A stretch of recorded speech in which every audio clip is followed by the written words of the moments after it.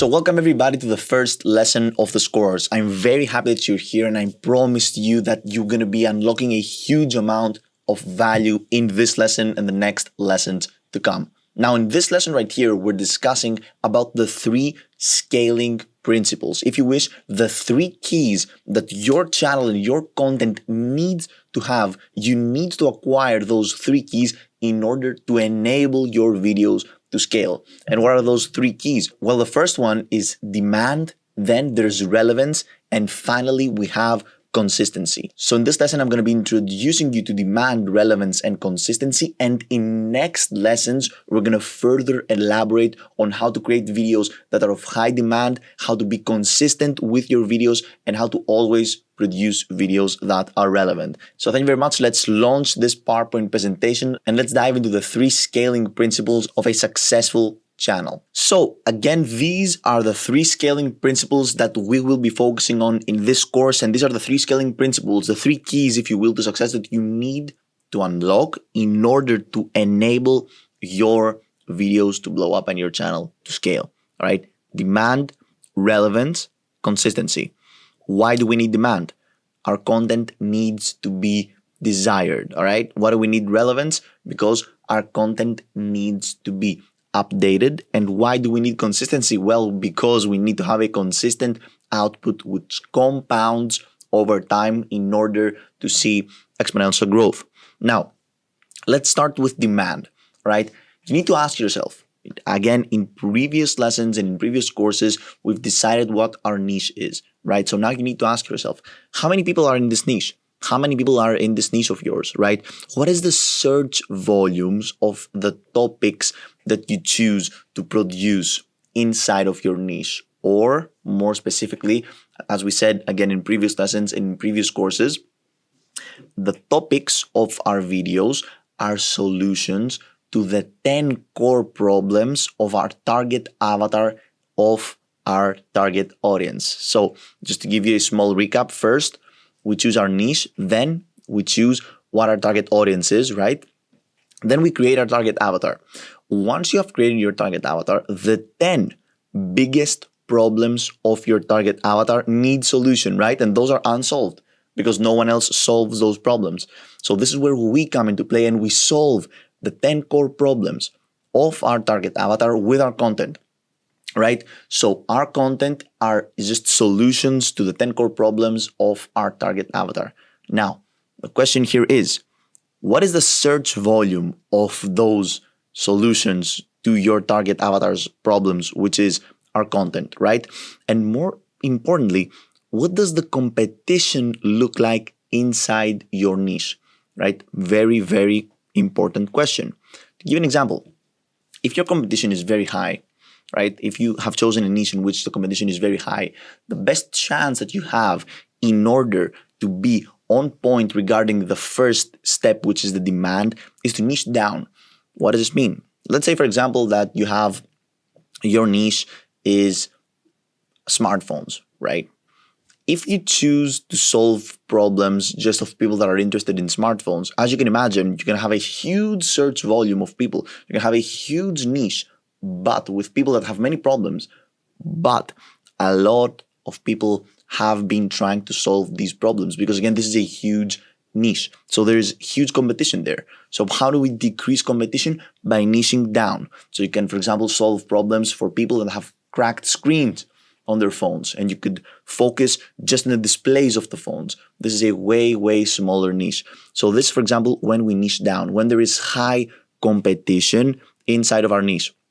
Now, if the answer to what does the competition look like in your niche means that there's no competition in my niche whatsoever, usually you need to niche up, all right? Why? Because having no competition at all in your niche is an indicator that you probably have a very small market size or a very low amount of people inside your niche. Right? This isn't exactly bad because you can solve, all of the problems of all of the people in the niche, and you could have like this one solution that helps many people. But most of the times, the people inside this niche aren't going to be that interested in your solutions because they're not going to be that engaged with the niche in the first place. So if you have no competition whatsoever inside of your niche, then you need to niche up. For example, imagine that you solve technical problems inside of the pixels of the display of a phone. All right, so your niche would be smartphones, then you have sub-niched into displays of smartphones, then you have sub-niched into pixels of the displays, and as you can imagine, these videos could never scale, all right, because then you would reach like the ceiling of your audience really, really fast. Right? Obviously, you wouldn't have competition there, but again, it's not possible for you to scale. So what is the perfect line between competition and audience demand? Well, it is when you have some competition, there are people that try to solve problems of your target avatar, right? But you produce better content than them and you know it, right? So this is exactly where you need to be, right? You need to be in a place in which you have competition, but you just know that you're better than the competition, right? So you niche up and you niche down until you find this perfect point in which you're just better than the competition. This is what I had to say regarding demand, and we're going to be analyzing more how to find a niche of high demand and how to nail this point in future lessons. Now we're going to move into relevance, right? The second key, if you want, in order to unlock exponential growth. Ask yourself, are your teachings up to date? All right, very, very important. Are the solutions that you provide to your target avatar up to date? Right? Do they apply today? That's a very, very important question because technology advances, people unlock more and more and more data sets, and it's not hard for your offer and your solutions to go outdated. So a good indicator to know if what you teach is up to date, right, is to ask again yourself, do you practice what you preach? Like, do you actually solve problems of yours if you are inside the niche of the people that you solve problems for? To this time, to this day, do you actually practice what you preach? If you do so until, again, today, if you practice what you preach in this point of time as you are teaching these things in your content, in your channels, then great, then you're probably relevant and you're good to go.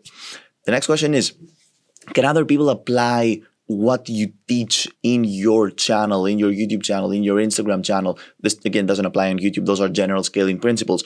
But can other people apply what you teach today, right? What you have taught, for example, 3 months ago, 4 months ago, and is up in your channel right now. Can people apply it today? If yes, then that's amazing. Your solutions are amazing. Your solutions are still relevant, and you should keep creating. You should keep going. If no, though, if people cannot apply what you teach today because what you're teaching is probably outdated, then you should go back to the drawing board and analyze your solutions, analyze your offers, rethink your solutions, rethink your offers, and then come back with a new, unique value proposition to the world. All right? If this makes sense, very, very important, because I want you to imagine this. I want you to imagine that you have created a video 3 months ago. All right, it was relevant back in the day when you created it, but now this is just not relevant anymore, right? So if people apply what you told in this video right there, if they apply the solution that you suggested to their problems in this video that you created 3 months ago today, then this wouldn't be relevant. And imagine that this video like goes viral for no reason. Sometimes, the YouTube algorithm just picks up some random videos of your past and then make them go viral. So imagine this video goes viral and then people start, this video gains traction. People start implementing what you teach and they just see no results. This would destroy your channel. So it's very, very important that whatever you teach applies today and you make sure that the content and the solutions that you suggest and you provide actually are relevant. So I think that you got the point of relevance. Now let's move to the third, ladies and gentlemen, key in order to unlock scaling on YouTube and on social media. And this is consistency. A great quote that I have actually downloaded and use in my daily life is that you just can't fail if you never quit. And this is just in any realm of human endeavor, right? You can't fail something if you never quit. And this also applies in content creation. If you create content for a week, don't see results, and you give up, then yeah, you failed. But if you never stop creating content, and if you just keep pushing and pushing and pushing, then success is inevitable, right? And consistency is just the secret recipe that blends everything together and makes pretty much this framework bulletproof. If you're consistent with content, if you produce content on a weekly basis or on a daily basis, you are going to be successful. It's inevitable, trust me. All right, so you should upload at least something, and you should upload something consistently if you want to see results. And it all comes down, consistency all comes down into having a system that makes it easy for you to create and a creation plan. Imagine not having a system. Imagine not being easy for you to create content. Like imagine every time you need to create content, like imagine a genie comes and casts a spell on you and goes like, hey, every time you need to create content, you must run 10 kilometers. Then obviously it's very hard for you to stay consistent because every time you need to press record, you need to run 10 kilometers. But then again, imagine having this system in which everything is set up, everything is perfect, and you just press one button and you create content. That's exactly the system that I will teach you how to create in this course right here, which is very, very, very cool. And obviously, you need a strategic plan in order not to lose your thoughts and have an exact step-by-step guide on how to create videos, which again, we're going to be elaborating in this course right here. So again, this is why I will reveal to you the best content production system that it took me years, again, to master and create, but it is created, it is mastered, and I'm going to be revealing to you in this course right here. And then again, I will reveal to you the most optimal content production plan to follow that is bulletproof, right? You have a weekly, again, day by day from day 1 to day 7, exactly what you need to do to produce long-form content, short-form content, cross-upload the content into many social media platforms, and again, find success if you are consistent. So now that we're done with the 3 scaling principles, it is time to move to the second lesson of the course, in which we're going to be analyzing the 3 prerequisites that you need to check, the 3 boxes, if you will, that you need to check again to allow your channel and your videos to scale exponentially. Those 3 prerequisites are your niche, your platform, and your unique value proposition, right? 3 very, very important terms that we're analyzing in the next lesson of this course. So I'm going to see you there.